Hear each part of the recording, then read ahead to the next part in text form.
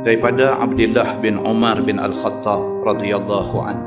Kata dia, inna rijalan min ashabi Rasulillah sallallahu alaihi wasallam kanu yarawna ar-ru'ya ala ahdi Rasulillah sallallahu alaihi wasallam. Kata Abdullah bin Umar bin Al-Khattab, anak Sayyidina Umar Al-Khattab, dia kata menjadi kebiasaan para sahabat Nabi sallallahu alaihi wasallam, mereka bermimpi pada zaman Nabi masih hidup. Dan abang kata mimpi ni benda biasa. Nabi pun mimpi, sahabat-sahabat Nabi pun mimpi, siapa-siapa pun mimpi.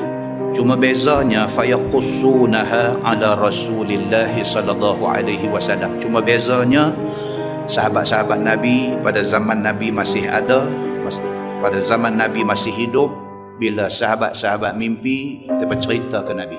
Menjadi kebiasaan di kalangan para sahabat Nabi, kalau sekiranya mereka mimpi, mereka pergi cari Nabi, mereka cerita. Mereka kata, ya Rasulullah, semalam saya mimpi macam ni, macam ni, macam ni.